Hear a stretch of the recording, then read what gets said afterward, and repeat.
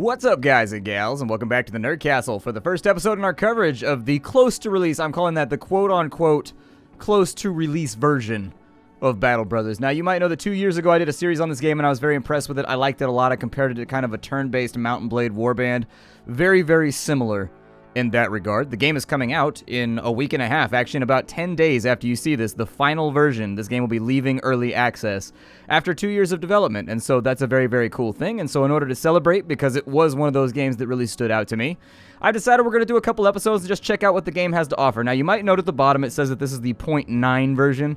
I don't have access to the 1.0 just yet, but the developers, I emailed them, and they were like, oh yeah, the 0.9 and the beta testing thing with the link that they gave me is pretty close to representative of what the release is going to be like. So, if you're interested in checking the game out, or you hadn't had time to adopt the title just yet, now is the time that we can check that out. So, get all settled in. We're going to play ourselves some Battle Brothers here today. We will have fraternity. And really, what do armed men, sweaty in armor like more than fraternizing? So let's go with new campaign. We're going to go on veteran difficulty because hurt me plenty. The late game crisis, that's a new thing that I've never seen before. And so it appears as though we get to choose between war. So a ruthless war will break out between the noble houses. If you survive long enough, the following ones will be chosen at random. Oh, interesting. The first late-game crisis will be an invasion of greenskin hordes threatening to sweep away the world of man. Now, from what I recall, the greenskins were actually really difficult the last time I played the game. Like, seriously, I remember the greenskins were trouble. Like, I remember goblins just being gnarly when I played the game last time. Like, you'd be kicking the shit out of... Like, you'd be beating down fully equipped, like, knights with crazy armor and gear, and then the greenskins would come along and just make you look foolish. Like, you'd think that you were a badass until you fought the greenskins, and then you're like, oh my god, I'm kind of a punk. And then the first late game crisis will be the ancient dead arising again to take back what was once theirs. I don't think that one would be quite as bad, but then again, I don't know what undead they've added to the game in the last 2 years. I only streamed this game for about 4 hours about a year ago, and the game was definitely more difficult than it was before, but it was more manageable than when it first came out too. You had a lot more ways to mitigate, and so if they've added new undead, that could be challenging, but I wouldn't know. So we'll choose Undead Scourge, because from what I remember, the undead weren't that bad, except for those weird ghost things. There were like these ghost things, like banshees or something like that were really, really shitty when I played last time. Like, they tore you limb from limb. It was ugly. They turned you into a pile of tomato paste if they could help it. It looks like they've added new banners, which is really sweet. None of these existed like the last time I played the game. Well, we might have to go with the one that's like 40k. I'm sorry, it's like 40k / Warhammer Fantasy Battle inspired. It's got like purity seals. That dude cut off his own damn head. Bro, why would you do that? And then he's got a tummy boob. He's got like a boob in the middle of his stomach. That or they've shifted downwards like to navel regions. Gravity must be brutal on this planet. This dude's just staring into the mirror crying. He's like, why? Why me? They cut me. Yeah, clearly, that was reappropriated from somebody else's tabard and then added to that flag. We sewed it on. We just stitched it on. That's a glowing golden pimp hand. I might have to go with that one. Yeah, I'm gonna go with the glowing golden pimp hand. It makes me feel good. Makes me feel good about my prospects. Let's see. We'll name ourselves the heavy hand of the game. There we go. It will fall upon you. That heavy-ass hand of the game. Alright, so here we go. It all went wrong. 2 days ago, the company was hired to track down Hoggart the Weasel and his band of raiders, but it was them who found you first. An ambush. Joke about a horse's cut short by an arrow to the throat. Arrows shooting in from everywhere, nowhere. Men, they holler and scream a great volume before death. As the hail subsides, you draw your weapon with the rest of your men, only to collapse to your knees. An arrow has punctured your side. You shout in pain. A harried glance sees the men charged without you to make a valiant last stand, met in force as steel clashes with steel. You meet the eyes of the captain. A last nod before his throat is cut. You're left in command now with what few men remain. Trembling in pain, you lean on your sword and with all the will that you can muster, slowly rise again. Like, no! I've got smoothed out tree sticks stuck in my chest. It hurts so much. Who knew that trees could be so... Dude, the new artwork is awesome. Like, I don't know if you guys have noticed that, but I'm noticing, like, there's a whole bunch of new load screens. There's a whole bunch of, like, new things. Ooh, that's not good. We're getting knifed right now. We have, like, 3 men left. So this guy right here, her man. Not his man, her man. Whose man? I don't know. Hers?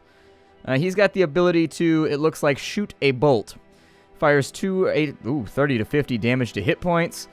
Can ignore armor. Okay, and so this is one of those games that as a strategy game, it's got a lot of bells and whistles and things you can check out. I'm not going to talk about them a whole lot. You guys can take a look and pause the video if you want to see what each of these things do. I'll try my best to do like a little 2 count as I mouse over the top of them in the future. So we got a 55. Yeah.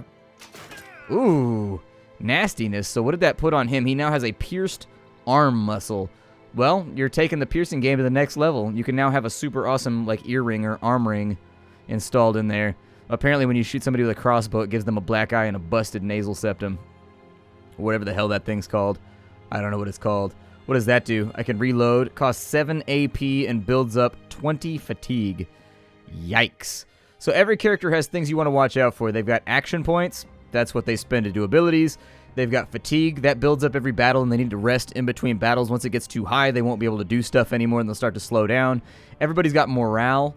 Everybody's got body armor, so if you take a hit, there's a chance it'll go to your body armor instead of your HP. This is a highly lethal game. Take this game seriously, or it will destroy you. I don't expect this playthrough to be long. I haven't played this game in a very, very long time. Ooh, that archer worries me. Hoggart the Weasel. Alright, so 2 AP steps me inside of there, and so that's the opponent's zone of control. However, I've got Spear Wall, which I think is basically like Overwatch. Or anybody that tries to move on you gets stabbed, I think is the way that works. It used to be really, really powerful back in the day. We've also got Shield Wall, which raises your defense by a pretty monstrous amount. Let's step forward with 2. Let's go ahead and do that. And now that we've stepped forward, we can either Shield Wall, or we can play it aggressive and we can try and attack. 80%. 80% sounds good to me. His armor is now pretty much broken. And actually, his body just went right along with it. He deserves it. Oh my good lord, he broke my helmet and my armor all in one swing. You filthy, filthy man. So I've got a chance of hitting my own troops if I go right there. Let me step him forward slightly. Got a 61% chance to hit. So there, ooh, nastiness, and his morale is now broken. So I'm going to step on these mushrooms over here because, forget it, might as well step on some mushrooms. Berengar the Mighty. With a 72% chance he breaks through that guy's chest armor. I can go for a kill. Oh, that's a miss, though. I went for the kill. I tried to get greedy. Oh, he double dodged me. But then he tried to do like a cleavy move right there. I don't know what that was, but he tried it out. I'm going to reload, and then we're going to step to here. I'm going to try and keep my fatigue low, and there's the kill. Very, very nice. So the enemy was destroyed in 3 rounds. Poor Berengar got his ass whooped. His armor is broken, and his body is quite smeared at the moment. The schmear is real. However, we got a short sword out of it, which is a one-handed weapon. So I am going to take everything. We've got jagged fangs. We've got some ground grains. We've got some bandages for our pains. We got a helmet that's made out of fangs. And then we got a weapon with a tang. And so there it is. Lots and lots of ang rhyming. We've gotten that out of the way nice and early in the series. Who gives a shit? Let's move forward. You're alive. You won. The adrenaline fades, and in its wake, you can't help but sink back to the ground. Gritting your teeth, you snap the arrow's shaft. Your chest heaves, pain for breath, and everything blurs. The company has been devastated, cut down to but a few men, and that bastard Hoggart just did justice to his name, fleeing like the weasel that he is. What now, Captain? A voice says from behind. It's Randolph, who sits down behind you, bedding his bloodied axe on his legs. You turn to him to reply, but before he can answer, he continues. Bernhardt's dead. Slit his throat. Good man and a damn good leader, but all it took was one mistake. You're in charge now, right? Herman joins the two of you, still breathing heavily, and then Berengar. Save the ceremony and anointments for another day. Let's give the men a good burial and return to Widefield to collect our pay. Weasel's men are slain after all. Besides, Captain, we ought to see to that wound before we lose you too, yeah? Wouldn't want to leave Herman in charge, right? So be it. And so they're saying we should go back to Widefield down here. One thing that I've always very much liked about this game is that the world map is gorgeous. Like, navigating this game is an absolute pleasure. It just looks really, really good. We can zoom out pretty far, and you can see that there's Fuxburg. Hooray, we can go to Fuxburg. And then Grubenfest. You don't want to know the kind of business that takes place in Fuxburg. You got to have your extra. You got to make sure you get your antioxidants in. Make sure you get a lot of like your vital salts. Have a lot of potassium in your system, maybe some magnesium before you go to Fuxburg, because for real, Gatorade is in short supply there. Definitely supply is much, much shorter than demand. We can go to Tentelingen. There's Grubenfest.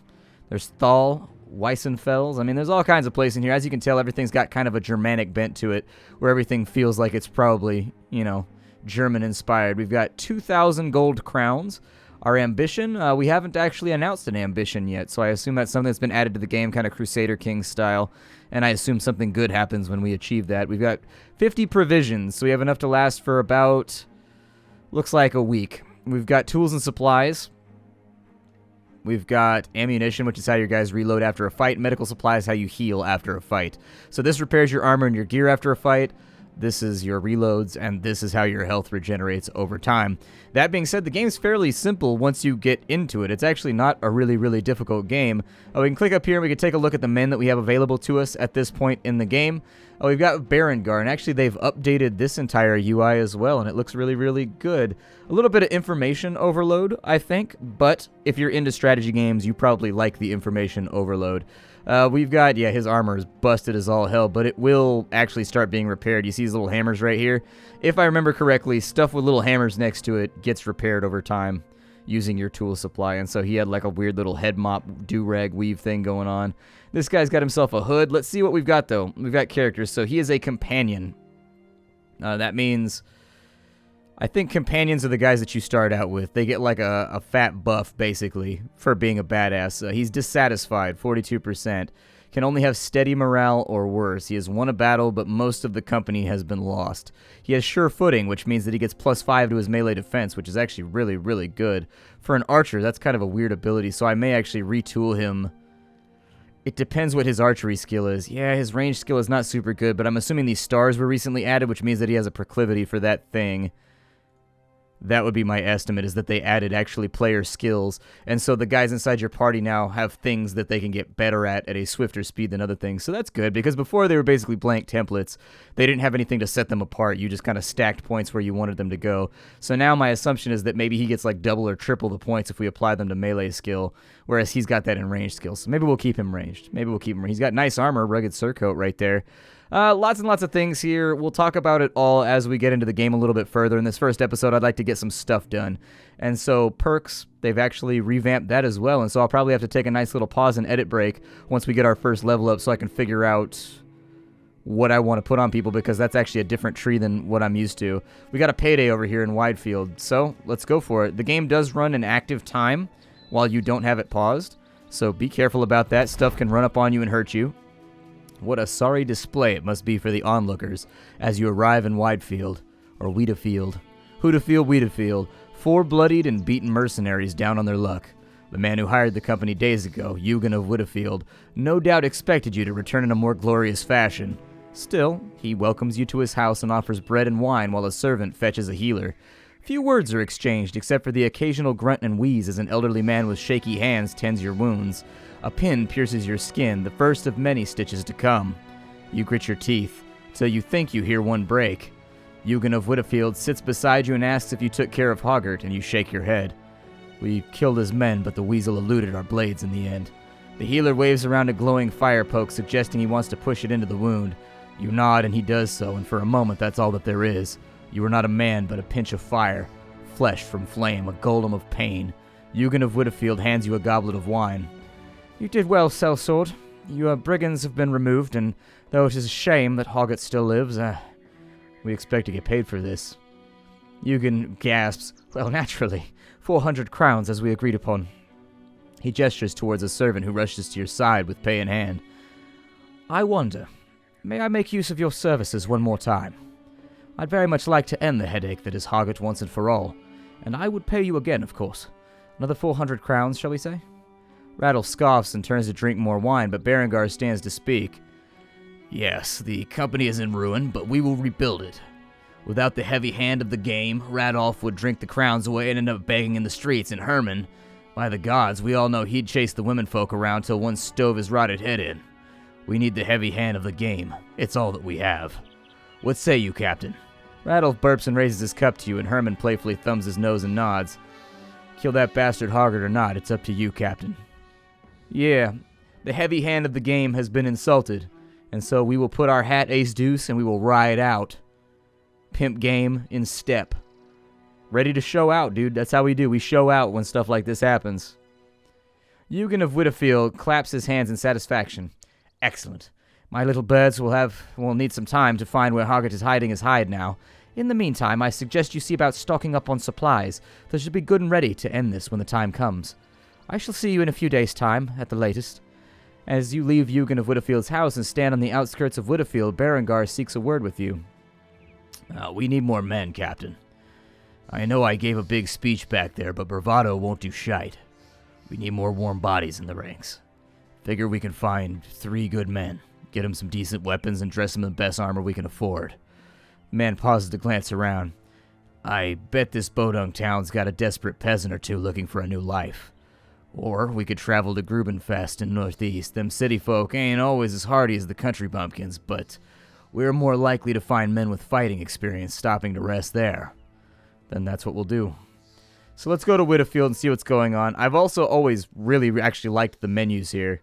I've liked them a lot, how you've kind of got these little animated things that you can click on. And the cities are actually like different, like they have little backgrounds and stuff that actually make them somewhat distinct from other places.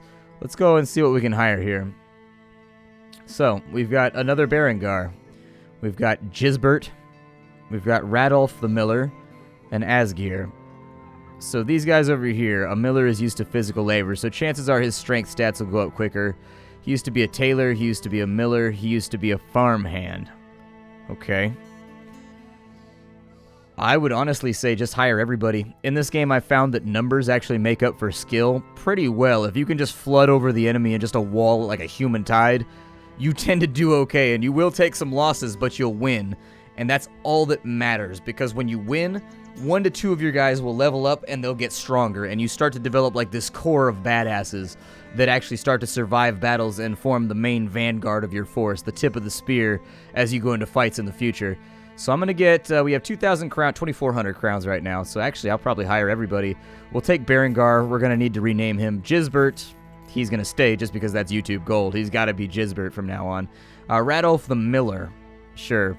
Asgear, absolutely. And so we will leave right there. I think I can rename people, and because we have multiple Berengars, I think that's probably wise. We will call him, well, his name was Berengar, but now his name is Hamhawk. He doesn't have a choice. His name is Hamhawk. Gisbert stays. Randolph the Miller. His title is The Miller. And as time goes forward, linguistically, we would just call him Randolph Miller, or Millerson, I guess. Instead of Randolph, I'm going to rename him. See, you don't even get to keep your name when you join the heavy hand of the game. I own you. That's how this works. His new name will be, I shall name him Cottonwood. So there it is. He is now Cottonwood. So we've got Berengar, Randolph, Herman, Asgear, Hamhawk, Gisbert, and Cottonwood. Cottonwood seems kind of angry right now. I don't know what to say for Cottonwood. Hopefully the gear is cheap once we get up in here, because we definitely need to get some weaponry and just some random little things for people to use. I'm not going to spend a ton of cash up inside of here. Ooh, we've only got like tunics and things. We may want to wait until we get to the big city then. We may want to wait till we get to the big city to actually start expending some cash. However, we do have shields here, and what I've found about this game is that shields are really, really good. This game tends to follow in the tradition of kind of Viking warfare, northern warfare, where you want to make shield walls, and you want to kind of hold the enemy back. And I find that if you go in without a shield, you use a two-handed weapon. Two-handed weapons are pretty good, but they tire you out quickly. And then B, all it takes is an ill-timed block. Like, let's say you break somebody's shield, but that was the only thing you get to do on that turn. He's now got a shield and a short sword. He gets to stab you like 4 times, and because you're holding a two-handed weapon, you're going to be soaking that straight to the chest, and just that's that. They're just going to sit there and knife you over and over and over again. As far as headgear goes, any hit to the head in this game is a critical hit, so you really, really, really, really want people to have headgear if you can have it on them. It's a good thing to go after. A hatchet that's pretty cheap, but it's busted. Let me see what they have on offer once we get to the big city, and in addition, we probably want to go through these guys' equipment and kind of figure out what they're good at. So it looks like he's got really good range defense, and then aside from that, it looks like hit points are going to be his main stat along with initiative, so he's fast as all hell, and he's got a lot of HP. This guy's pretty good with a bow, and he's alright with HP. This gentleman over here actually looks like he's going to make a pretty good paladin, a pretty good defensive character, although his stats are pretty low in that regard. But then again, so is everybody's at this point. So I think they've changed the notation slightly on the way that works. Because I saw... So he's going to be... We want him to have the heaviest armor, the heaviest shield, and we want him to basically just stand in the middle of the fray as we start to level him up. He's never going to be a great fighter, but he's going to be fantastic at not getting hit, parrying, and staying the hell out of the way. He's also fearless, so he's got really, really good resolve, which means his chance of breaking is very, very little, so that's good. Berengar, we already know about all you guys. Asgear, good, we did get a melee fighter in there. So Asgear, there you go, sir. I'm going to get you all equipped up with a short sword and a shield. Just make it so that, he's got good morale, too, and good fatigue, so that'll be nice. Cool. I'm interested in playing around with this new patch. I really sincerely am. I want to see what the game's got on offer. What's up with the Tavern? So what happens here? I can share news and rumors with patrons. I can pay for a round of my men. Okay. And so the patrons talk about an ancient burial site the other day full of treasure to the northwest, but maybe I'm remembering wrong. So things in this game, the map is not as empty as you think it is. The way that it functions is you hear rumors like that thing about there being some kind of lich crypt to the northwest or the northeast. You would go and investigate, and when you get close enough, your line of sight will unlock it, and then you can go and venture inside of that place. I know this game won't be for everybody. It's a little bit slow-paced, but you guys liked Mount & Blade Warband a lot back when I played it, so I figured this would be something similar. Can I talk to them, and can I guard them on the way over here? We can't find a job here, so I'm not going to even try to do that. Let's go to Grubenfest. And so we'll try to stay on the road. When you travel on the roads, you travel a lot faster. You can cross mountains and things like that if you're really, really desperate, or if there's like a blockade of noble troops or something like that who are not aligned with you. But for now, the game's going to be pretty... It's going to be pretty chill at the moment. These watchtowers occasionally have gear, and so we should stop on in here just in case they have a surplus. Oh, no, they changed that around. Never mind. There used to be watchtowers, and you could go inside of them, and they would have a collection of, like, loose gear, basically, that was all military quality. As Grubenfest's skyline appears on the horizon, Herman seeks a word with you. Never been to Grubenfest before, but I've been around ones that look a lot like it. Cities like these are great for selling goods, as all those prissy, pompous pricks love to have their goods delivered. So many merchants, you can find almost everything you need, too. Keep an eye out for bargains and don't get swindled by them cutthroats. Randolph sees fit to add his own opinion of what you should do. There's a good tavern.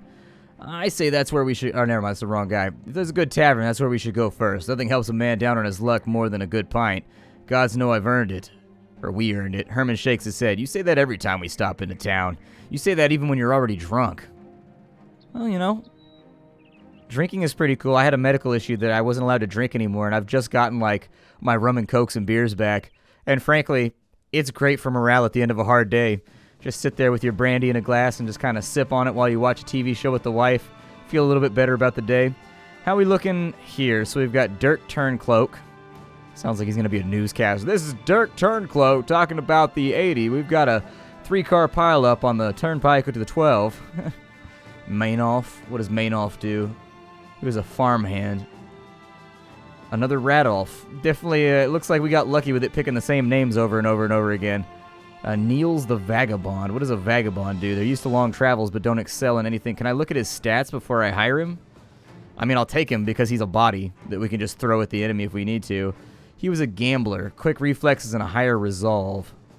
Let me buy gear for who I have first. And once I buy gear for the guys that I have with the cash left over, we'll see what we can afford. So this is the fun part of the game. This is kind of the point where James Bond goes and talks to, you know, Q and gets all of his cool gear. I'm going to say... So there's an Akiton there. We're going to go ahead and we're going to get some shields. As far as weapons go, we don't have a whole lot to show there. So I'm going to get a bludgeon. Not the best weapon. Tends to get soaked by armor pretty well. There's a nice spear right there, which might be worth considering. With cash the way that it is right now, we may want to take this a little slow. So we've got straw hats, we've got daggers, a knife which is not made for combat. Okay. We may want to tool around for a little bit and see if we can find anything that's going to augment us a little bit better. There's a thick apron right there. There's a really, really cheap leather tunic. I would take that one for sure. There's also a padded surcoat right there. It will all need repairs, but it's cheap and it's armor. On this side, we've got thick tunics. I will take the Akiton cap. The full Akiton I will take as well. And let's go ahead and sit down and see what we can do here with the new guys. So you, sir, he's got range defense. Where was my guy that was going to be, like, up in the shit? Like, he was going to be the guy that's always going to be at the front of the charge. We'll go ahead and get you equipped first because we said that was going to be our goal. We'll get you into some much better armor, though. If you watch, that will affect his fatigue right there. You see how the maximum goes down as he equips these? That's going to affect the amount of actions he can take at any given time, but his melee defense and range defense have gone up pretty nominally. These guys over here, Asgear's already got his own thing going on. We'll go ahead and give him... Sure, we'll throw that armor on him. This guy right here, he's pretty good at melee, so we'll go ahead and slap a dagger on him real fast. That gets you a helmet. We do have access to the Fangshire helm. I would suggest putting the Fangshire on whoever's going to be soaking those big hits, and whoever we need to be alive in melee longer than everybody else. He's got that right there. We've got 5 armor right there. He's already got 20 on him, but he's got no weapon. We're going to have to wander a little bit till we find a weapon. However, there might be a job here that we can make happen. And so in the next episode, we'll try to find that. My name is Splattercat. This game is called Battle Brothers. This is the version that is closest to release that you can play right now. It's going to be out in about 10 days of the time of the posting of this video, although it might be 9 or 8. I don't know. I've got the PAX thing going on right now, so I'm a little bit overwhelmed with dates and names. My name is Splattercat. Happy to have you here. Thank you for stopping on in, and I will see you all when next week commences. If you like what I do here on the channel, check out the Patreon. It's a great way to support me. And if you like what the developers are showing off, you should absolutely stop by down below in the description and purchase the game for yourself. See y'all next time. Bye, everybody.